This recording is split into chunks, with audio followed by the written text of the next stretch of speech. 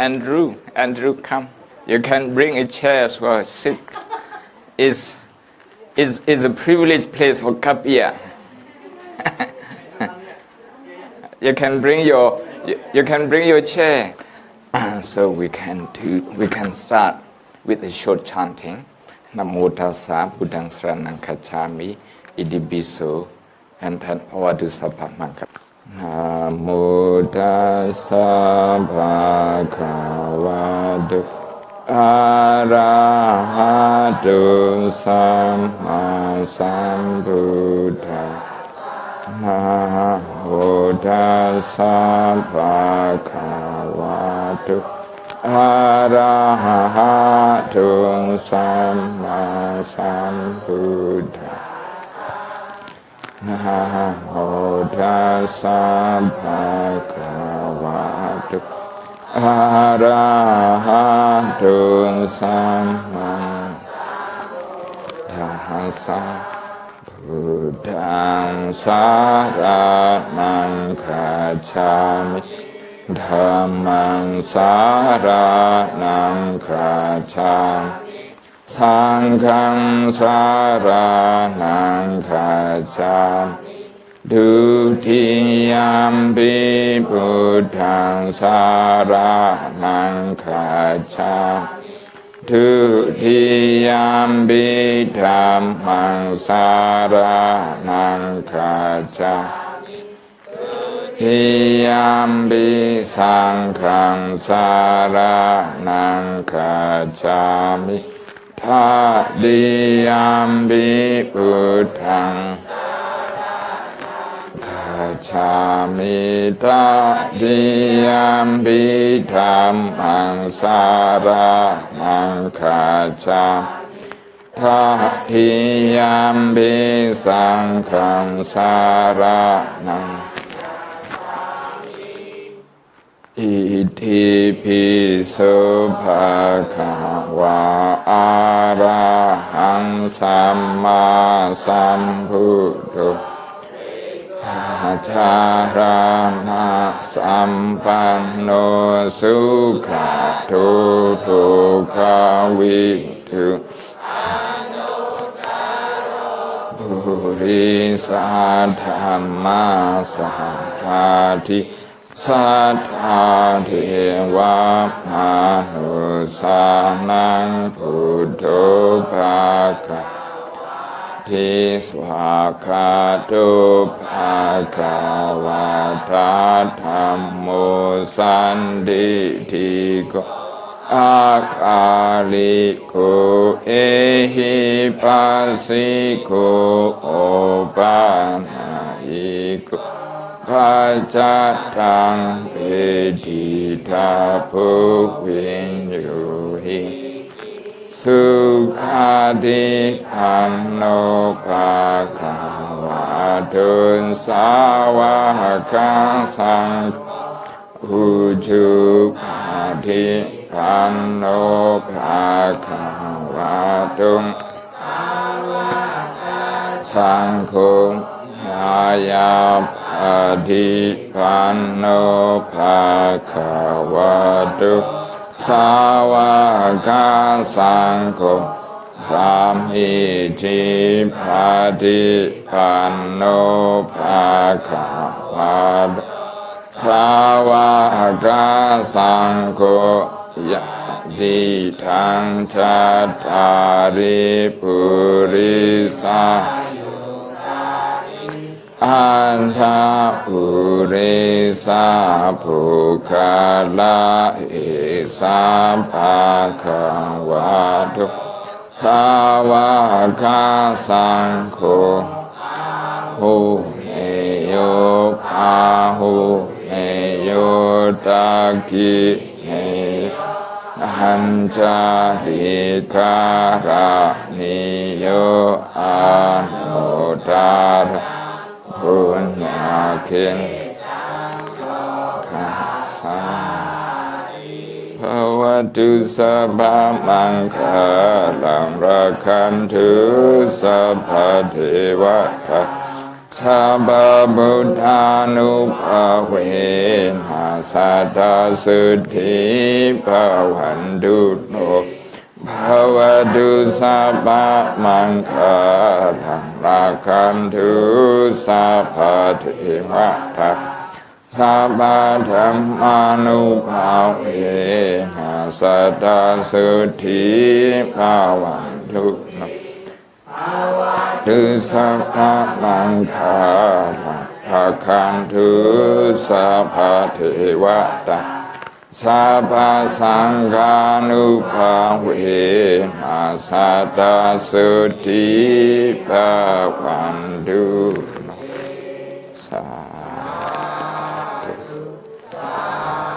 Dhammato hastily arranged, last night by Venerable while I'm in there.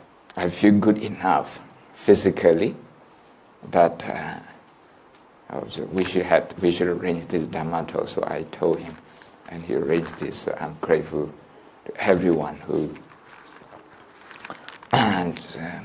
is here today at a short notice. I'd like to focus on one aspect of human life: being accepted and being rejected, both sides. Being accepted in a community and being rejected. Usually, we want to be accepted. To be rejected, if you go to work, if you see people forming small group, you go out for lunch and you call one or two people, three people, and the other people, they don't feel included.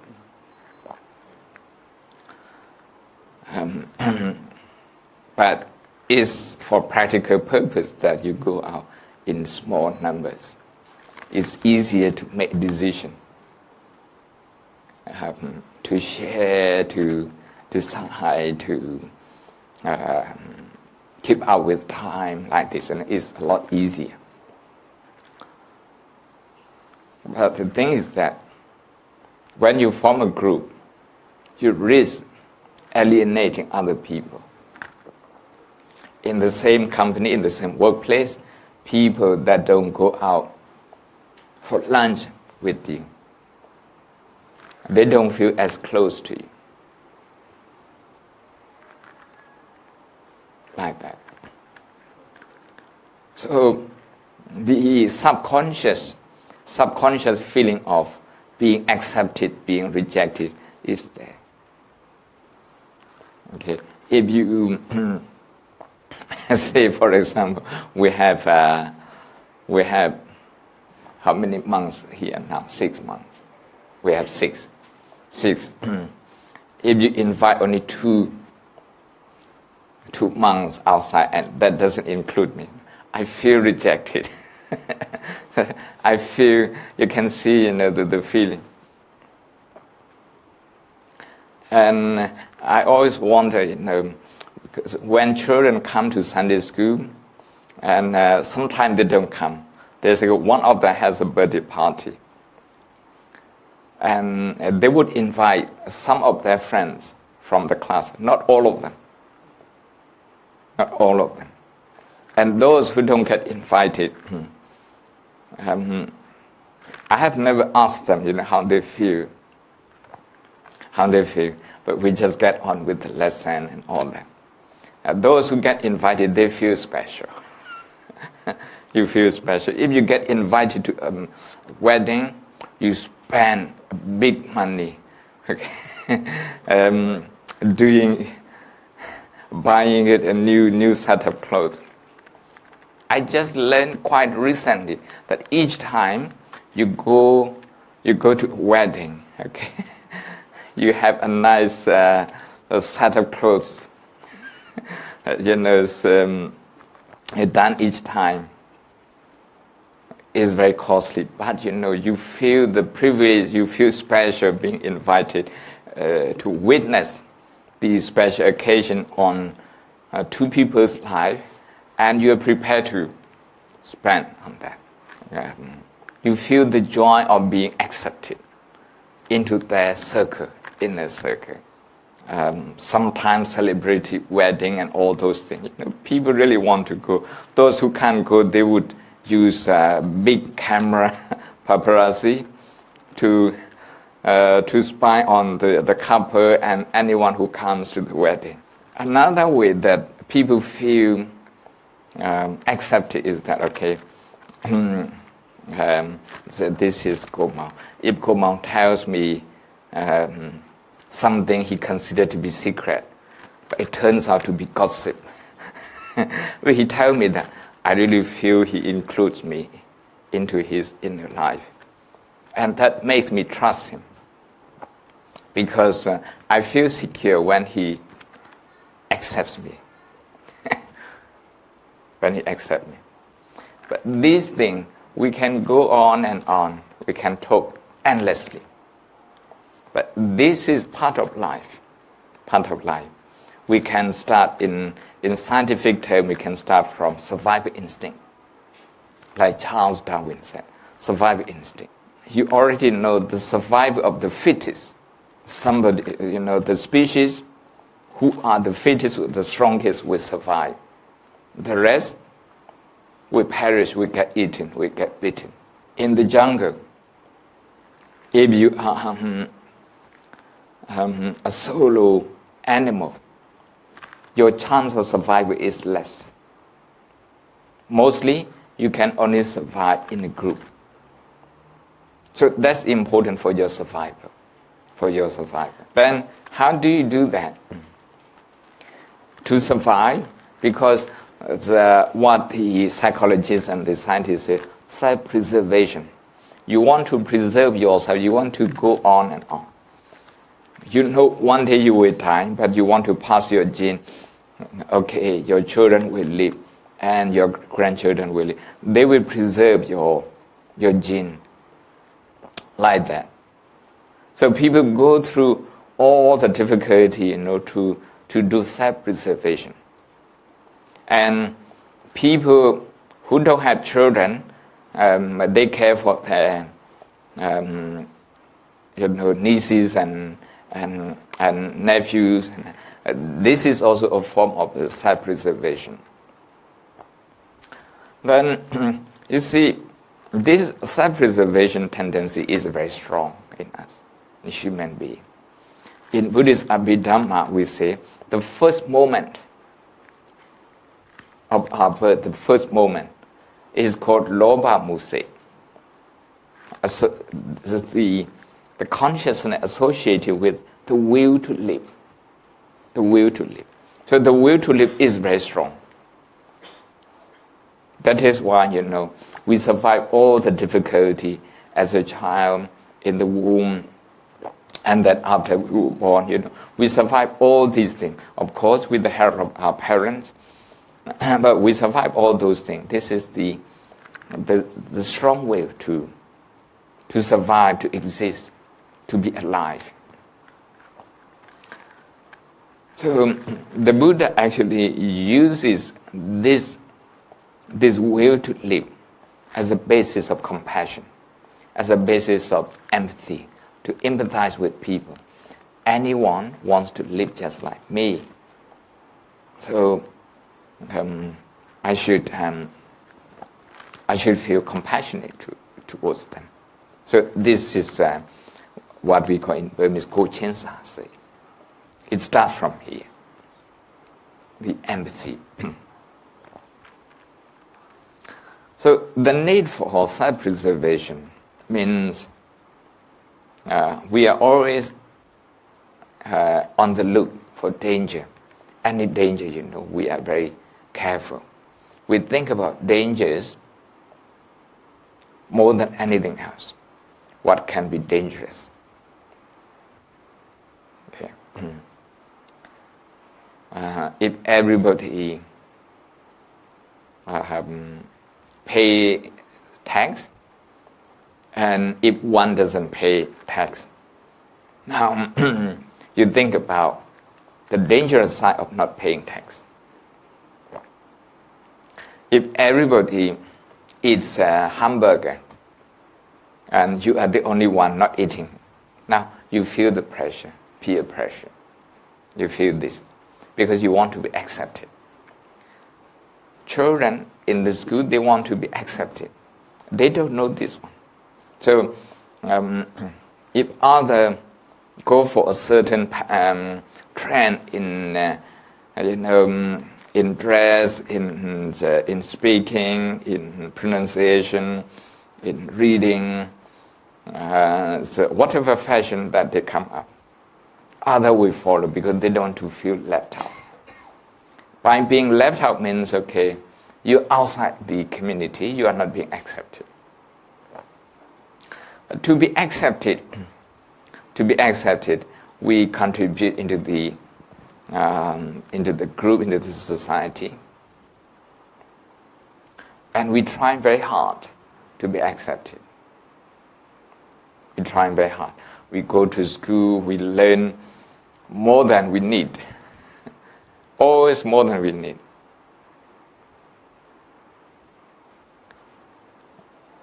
One day, I asked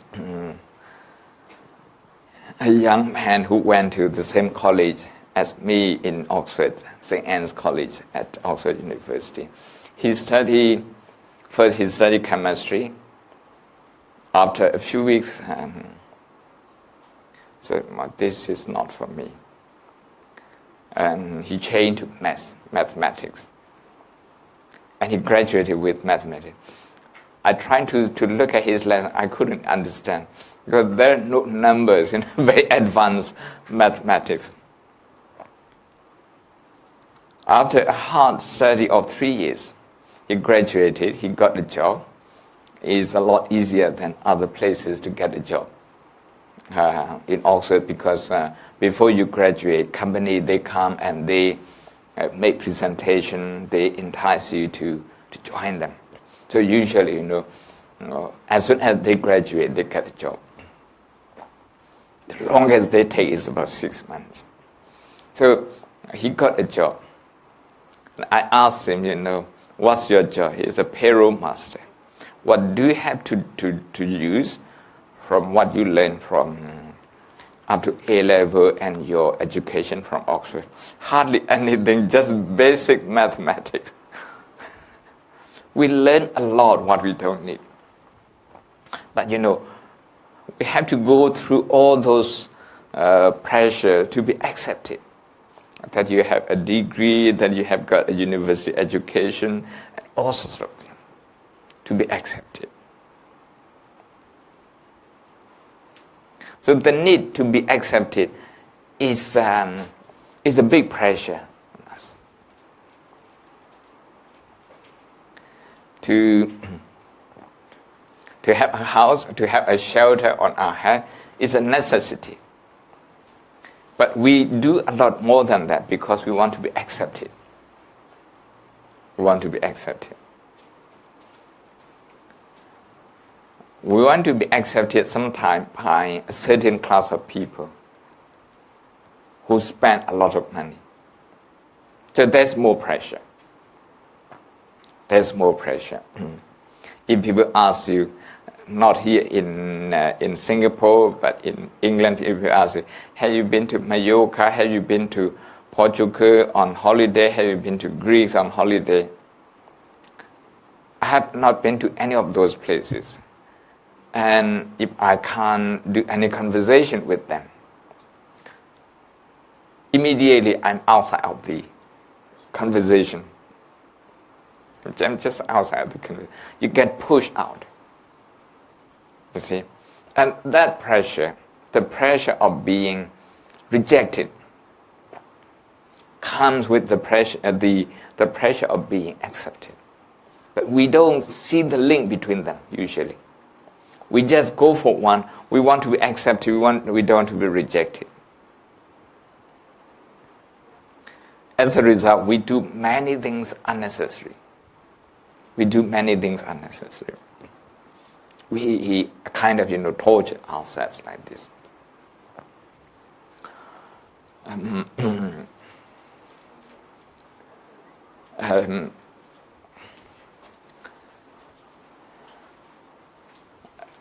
In Bangkok, people in the provinces, people who have enough money. There is a trend that everyone has a house in Bangkok. They hardly live there. Or if they go there, they just go there for a short while. The high cost of maintaining it. And you also drive up the prices. Some people that I know them, they have to drive many hours between two houses. Between two houses. But to be accepted, it is a fashion among the high-end people to have a house somewhere, then you want to have it. Just to be accepted. Just to be accepted. I have to examine myself, because when I was young, it was not usual for monks in Burma to study English. So I have to ask myself again and again, why did I learn English? Did I want to be accepted? And once you get accepted, if you don't speak proper English, if you don't speak proper English, and then you are not being fully accepted either. So in the world, everywhere, people form so many little clubs. And trying to fit into those clubs is to create pressure. Is to create pressure. And sometimes unnecessary. But to be part of a group, say for example, for lions they call this pride. A group of lions is called a pride of lions. Wolf, you call this a pack of wolves. If a wolf lives alone, it's very, very difficult to find food. For us, if we live alone, it's very difficult to survive. No contact with other human beings, very difficult to survive. We need other people. If you're an engineer, you need nurses, doctors, the farmers, the communicators. You need everybody else in your life. If you're a doctor, you need everyone else as well. Even you need another doctor. The need to have other people is just so huge that we cannot ignore being part of a community. We cannot live alone. This is the reality. The reality. So, in order to survive, that we go extra miles to be accepted by the society, so that we can live in this society. Along the way,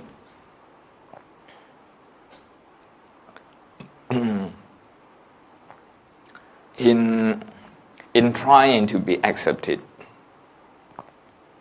we create a lot of extra suffering.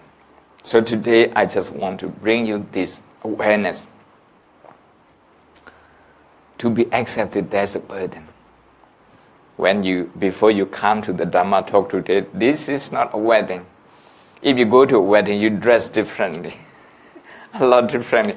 This is for Dhamma talk, very simple occasion. But you still look into the mirror many times. Let's look into the mirror many times to be accepted. Before I come down here, I told Venerable, I must change my robe. I did change my robe and I came down. To the extent of showing respect to the community, this is okay. Showing respect to the community. But sometimes, I use the word competition. We want to outdo other people. I want to be accepted more than you. So I want to outdo you. Now this is where I create my own pressure. And that's where I have an impact on everyone else. Because I want to outdo. I need to use more resources than other people. If you want to outdo your neighbor because your neighbor has one car, you have to buy 2 cars. You have to buy 2 houses. If they go on holiday once, you have to go twice. You have to work twice harder. You see? This is competition comes. Now, we personalize it. We take pride and we take delight in outdoing other people for the acceptance of the community. If you go out to a restaurant, you have a dinner at a restaurant once a week, if I hear that, I go twice. I outdo you. By doing that, I feel very good.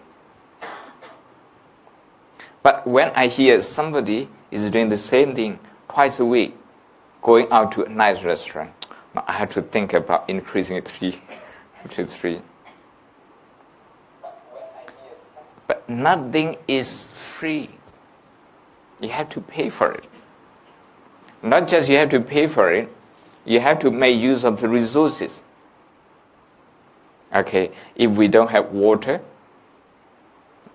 we have the same amount of water. If I use more, other people will have to use less. Just, we have limited resources in the world. People are also already predicting that one day we will run out of petrol. And what we are going to do, we have to drive with water. They are already experimenting it. Sometimes they also experiment solar. What in Europe, if you don't have sun for about a few months, what you're going to do? You have to buy the sun solar power from other countries. So we use money as symbolic representation to communicate within us. The resources we have at disposal they are limited. But our desire to compete, to outdo, to be accepted is not. Why we want to be accepted? Because we feel insecure. This is the basics of all. We feel insecure. Not being accepted, we feel insecure. To be rejected, even more insecure. So this insecurity, the feeling of insecurity, is common to all of us. Only when we become enlightened Arahant,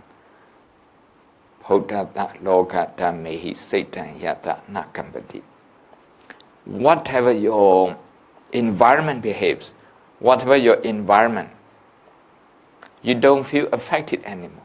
You don't feel shaken anymore.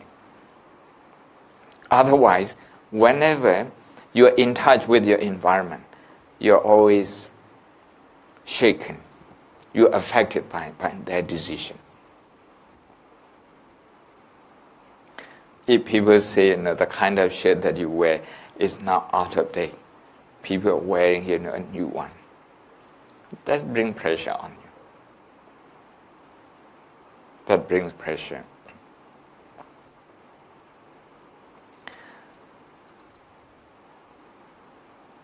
Usually, we only see the burden of being rejected, the burden of rejection. We don't see the pressure of being accepted.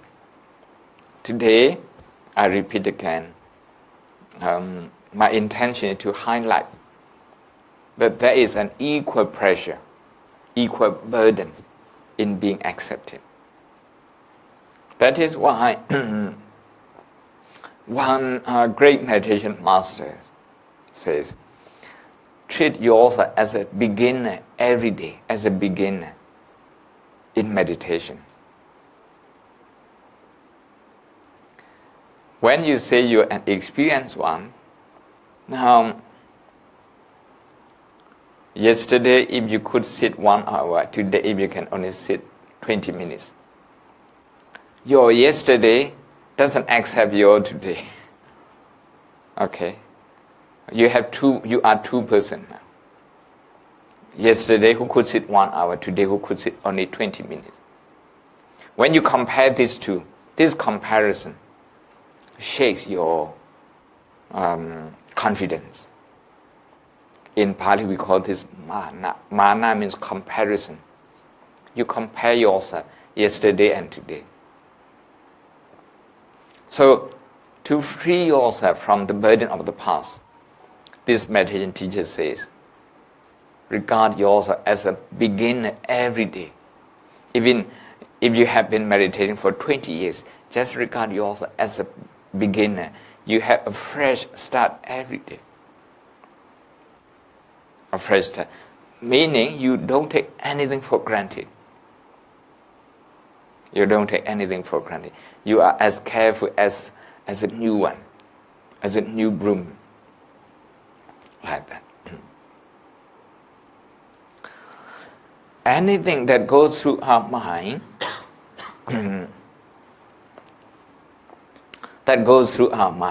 has an impact on our body. This is the scientific research. Neuroplasticity. Thousands of them, thousands of books. In this is a professor from UCLA medical school. He studied Buddhism when he was a medical student, and he included into his medical research. I can also mention, I'd like to promote another book, Dr. Elizabeth Blackburn, The Telomere. If you put yourself under pressure, you're anxious all the time. Anxiety goes through your mind all the time. That has an impact on your cell, every cell in the body. One of the chapters in her book, okay, she's a Nobel Prize winner, okay, 2009, in medicine or physiotherapy, an expert in DNA. She said, your cells are listening to your thought. This is the title of one of the chapters.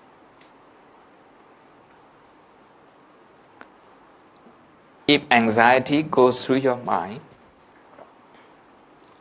your cells can hear that. Because the body, the physical function, they are subconscious. They cannot think and reason independently. Subconscious means they have no independent reasoning. So they take order from the conscious mind. If your conscious mind is always working with anxiety, I have to complete this, I have to do this so that people accept me, so that people don't reject me. If you live with that anxiety all the time, your cell, they take that as a default position. They say this is a dangerous situation. It's a survival case, life and death. Actually, going out to a restaurant twice a week is not a matter of life and death. You don't go to a restaurant, it's okay, you can still survive. It's not a matter of life and death. But the default position that you give to your subconscious mind and that you give to your cell is that if you don't go out twice a week to a restaurant, you're out.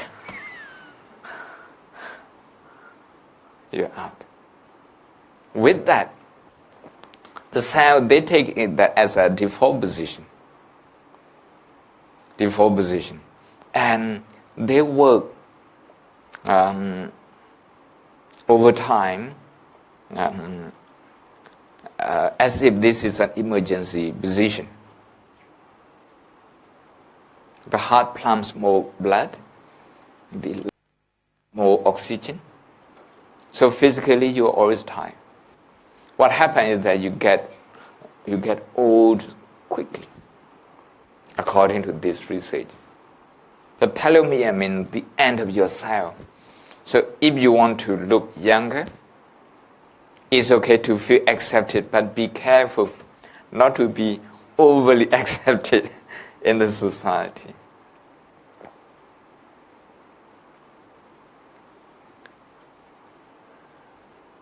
If you want to be accepted by a celebrity, you want to take photo with them, you want to appear with maybe the president, the prime minister, Hollywood personality, you can see the pressure. In Hollywood, I heard many people, they have to take sleeping pill to sleep. They can't sleep. The pressure of being accepted is so huge. It's so huge. So we come back to our mind. The Buddha said, Mano Bhupangama Dhamma. The mind leads everything. The mind leads the world.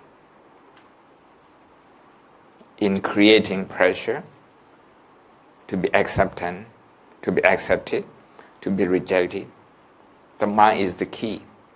So if we train our mind, whenever there's pressure, we look at that with compassion, because you are not alone in facing this pressure. Everybody faces this. At work, you want to be, if you get, what do you call at work once a year or 6 months a year, is this appraisal? Yeah, appraisal, and depending on that, okay, people determine your bonus and promotion and all that. It's a time of anxiety.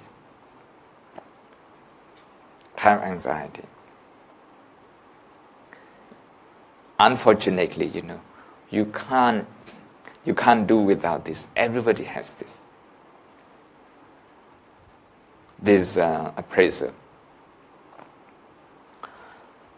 So we are mindful that we live like in the jungle, because our subconscious mind operates like those in the animal kingdom, with impulses. Operate just like that. So with mindfulness, if we're aware of that, then whenever there is pressure to be accepted, to follow suit, we can mindfully judge ourselves, how much we can do.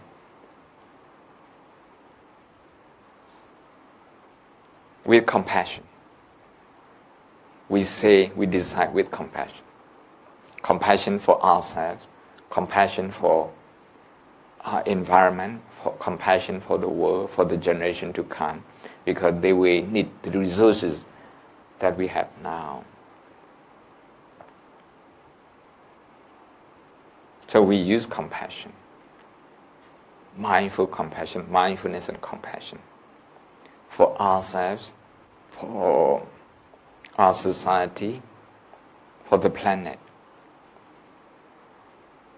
in managing the pressure, the burden that we can't avoid, the burden to be accepted, and the burden sometimes we face from being rejected because we don't follow it, we don't conform.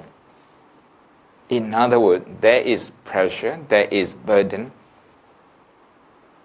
for both conformity and inconformity, in being accepted and in not being accepted. If you go out to dinner this time, next time, if you don't go, you can see the pressure already. You can see that. Even in a religious function, if you invite some of your friends to come to your lunch offering, And next time you don't invite them. You come alone, they start thinking, what's wrong with him? What's wrong with me? Back and forth, back and forth. This is the society we live in. It's not the fault of anyone. We just happen to be here. And we just have to make the best. I'd like to pause a little bit and I'd like to speak in. In the end, if you have any question, we can take some question.